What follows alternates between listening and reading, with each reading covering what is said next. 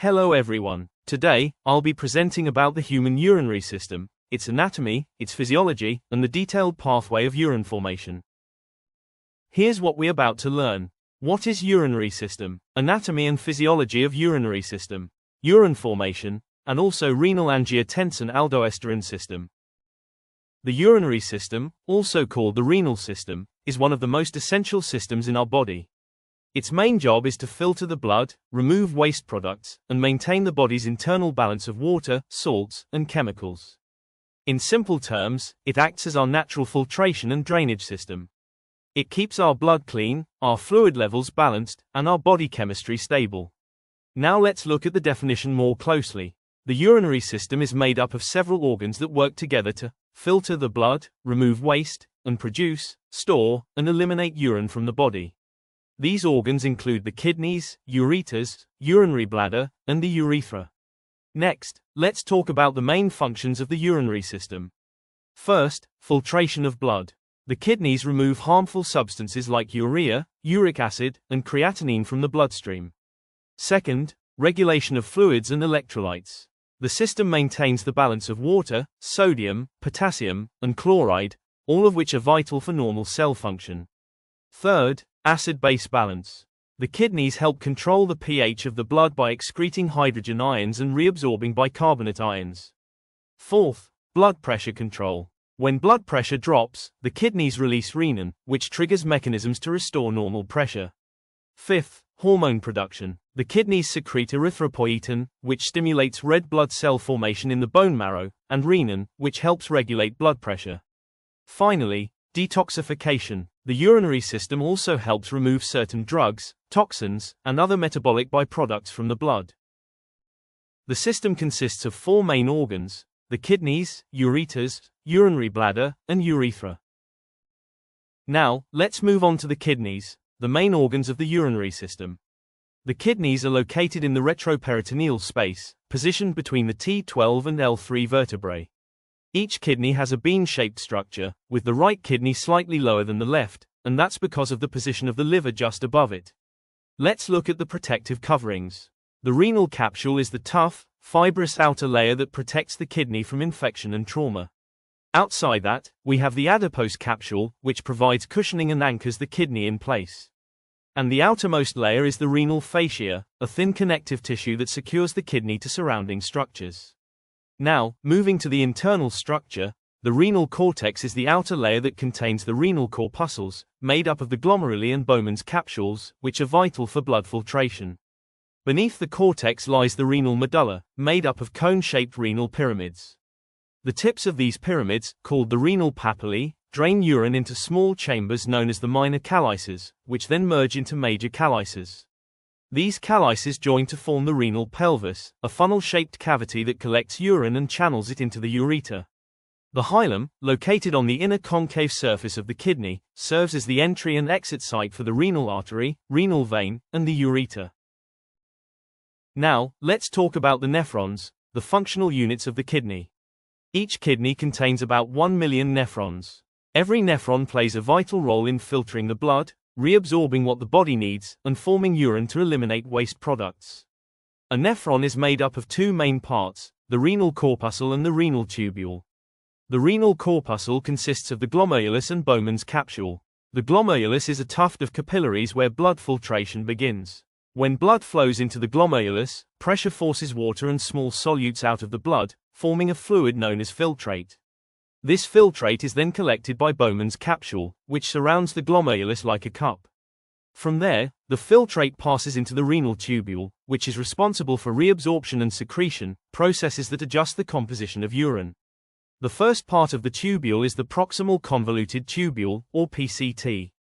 Here, most of the nutrients, ions, and water are reabsorbed back into the bloodstream.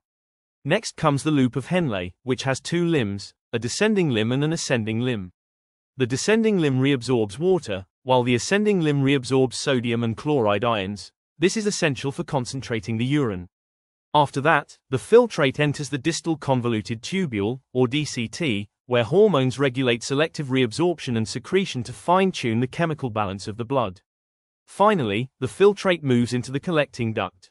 This is where the final adjustment of urine concentration happens, under the influence of hormones like antidiuretic hormone, ADH. Once completed, the urine flows toward the renal pelvis, ready to be transported to the bladder. Now let's move on to the lower part of the urinary system, which includes the ureters, the urinary bladder, and the urethra. First, the ureters. These are two narrow muscular tubes, each about 25 to 30 centimeters long. Their function is to transport urine from the kidneys down to the urinary bladder through peristaltic waves, which are rhythmic contractions of smooth muscle. The ureters enter the bladder obliquely, at an angle, and this clever design helps prevent backflow of urine when the bladder fills or contracts. Next, we have the urinary bladder, a hollow, muscular organ located in the pelvic cavity. Its main job is to store urine temporarily before it is expelled from the body. The bladder wall is made up of several layers. The innermost layer, called the mucosa, is lined with transitional epithelium. This special tissue allows the bladder to stretch and expand as it fills with urine.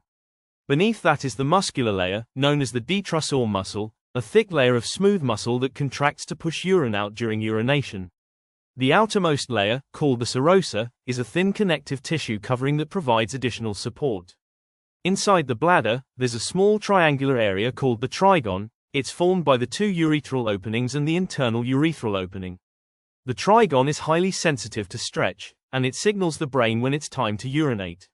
Finally, we have the urethra, the tube that carries urine out of the body. In males, the urethra is about 20 centimeters long and passes through the prostate gland and the penis. In females, it's much shorter, around 4 centimeters long, and opens just in front of the vaginal opening. Now that we understand the structure of the kidney and nephron, let's follow the pathway of urine formation and flow, from blood filtration all the way to excretion from the body. It all begins with blood entering the kidneys through the renal artery, which branches into smaller vessels called afferent arterioles. Each arteriole leads into a glomerulus, a small bundle of capillaries where filtration takes place under high pressure. Here, water, ions, glucose, and other small molecules are filtered out of the blood, while larger particles like proteins and blood cells remain behind. The filtered fluid, called filtrate, then enters Bowman's capsule. From Bowman's capsule, the filtrate flows into the proximal convoluted tubule, or PCT. This is where about 65% of the filtrate is reabsorbed, including glucose, amino acids, essential ions, and water. Active transport of sodium drives the movement of water, helping the body retain valuable substances and maintain fluid balance. Next, the filtrate travels through the loop of Henle. In the descending limb, water is reabsorbed, making the filtrate more concentrated. Then, in the ascending limb, the opposite happens. This section is impermeable to water, and instead, sodium and chloride ions are pumped out, which makes the filtrate more dilute as it rises. After that, the filtrate reaches the distal convoluted tubule, or DCT. Here, the nephron performs selective secretion, removing substances such as hydrogen ions, potassium, ammonia, and certain drugs. Hormones play a major role at this stage. Aldosterone increases sodium reabsorption and potassium secretion, while parathyroid hormone enhances calcium reabsorption, keeping electrolyte levels in balance. Finally, the filtrate enters the collecting duct, the last stop before urine exits the nephron. This duct adjusts the final concentration of urine, mainly under the influence of antidiuretic hormone, or ADH. When ADH levels are high, the duct becomes more permeable to water, causing more water to be reabsorbed, and the urine becomes more concentrated. Once formed, urine flows down the collecting ducts to the renal papilla, then into the minor calyx, major calyx, and finally into the renal pelvis. From there, the urine continues its journey. It moves through the ureter, is stored temporarily in the urinary bladder, and finally exits the body through the urethra. Now, let's take a look at one of the most important regulatory mechanisms in the body, the Renin-Angiotensin-Aldosterone System, or RAAS. The RAAS plays a vital role in controlling blood pressure, blood volume, and electrolyte balance. It's a hormone-based system that connects the kidneys, liver, lungs, and adrenal glands, all working together to maintain homeostasis. The process begins when the blood pressure or blood volume drops, or when the sodium level in the filtrate decreases. Specialized cells in the juxtaglomerular apparatus of the kidney detect this change and release an enzyme called renin. Renin then acts on a plasma protein produced by the liver, known as angiotensinogen. It converts angiotensinogen into angiotensin I, an inactive precursor. As the blood-carrying angiotensin I passes through the lungs and endothelial cells of the blood vessels, an enzyme called angiotensin-converting enzyme, or RAAS, transforms it into angiotensin II. A powerful and active molecule. Angiotensin II has multiple effects. First, it causes arterial vasoconstriction, narrowing the blood vessels and raising blood pressure. Second, it stimulates the adrenal cortex to secrete aldosterone. Aldosterone acts on the distal convoluted tubule and collecting duct of the nephron, promoting sodium and water reabsorption and potassium excretion. This leads to an increase in blood volume. In addition, angiotensin II triggers the posterior pituitary gland to release antidiuretic hormone, or ADH. ADH increases water reabsorption in the collecting ducts, further helping the body to retain fluid and restore blood pressure. Together, these effects, vasoconstriction, sodium and water retention, and ADH release, all contribute to raising blood pressure and blood volume, bringing the system back into balance. Once the pressure returns to normal, the kidney senses adequate perfusion, and the release of renin is inhibited, effectively turning off the RAAS cycle. So as we finish, remember this. Maintaining kidney health through hydration, balanced diet, and healthy lifestyle is not just about preventing disease. It's about supporting one of the body's most remarkable and intelligent systems. Thank you for listening, and I hope this presentation has given you a deeper appreciation for the incredible design and function of the urinary system.